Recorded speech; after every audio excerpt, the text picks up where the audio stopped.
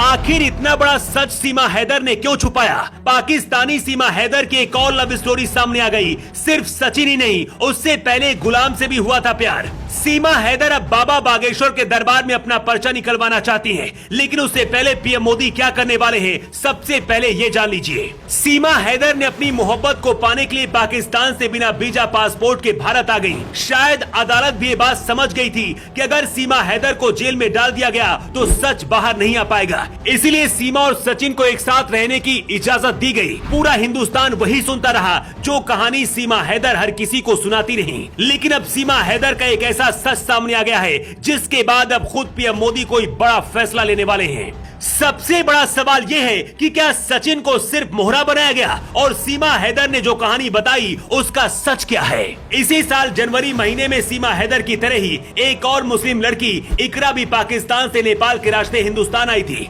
सीमा हैदर को जिस तरह से पबजी खेलते हुए सचिन से प्यार हुआ, वैसे ही इकरा को लूडो खेलते हुए मुलायम से प्यार हुआ था। इकरा के पास ना तो पासपोर्ट था और ना ही वीजा था, जिसके बाद सुरक्षा एजेंसियों ने जांच के बाद मुलायम को जेल भेज दिया और इकरा को पाकिस्तान वापस भेज दिया था। ऐसा ही कुछ अब सीमा हैदर के साथ भी होने वाला है। सीमा हैदर ने खुद बताया है कि शादी से पहले उन्हें एक और लड़के से प्यार था, लेकिन घर वालों ने उससे शादी नहीं करने दी और फिर गुलाम हैदर के साथ जबरन शादी करवा दी। लेकिन अब खुलासा हुआ कि सीमा हैदर और गुलाम ने भी घर से भागकर शादी की थी।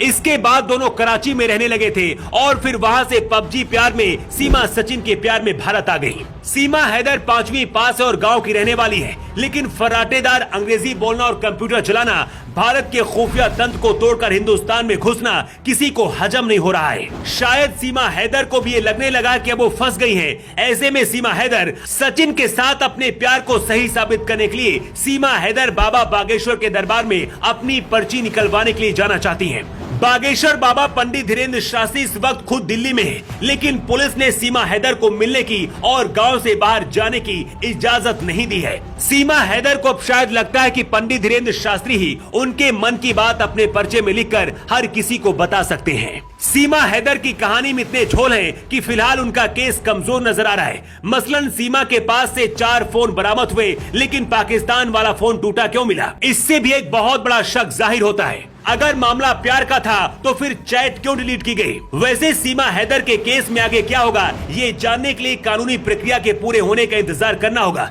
लेकिन जिस तरह से सबूत मिले हैं, इस बात की उम्मीद बहुत ज्यादा है कि मोदी सरकार सीमा हैदर को भी इकरा की तरह ही पाकिस्तान भेज देगी। वैसे आपको क्या लगता है, क्या सीमा हैदर पाकिस्तानी जासूस हो सकती है या फिर ये एक सच्चा प्यार ही है जो सीमा हैदर को पाकिस्तान से भारत लेकर आ गया? अपनी राय आप कमेंट बॉक्स में लिखकर जरूर बताएं। न्यू टाइम्स के लिए ब्यूरो रिपोर्ट।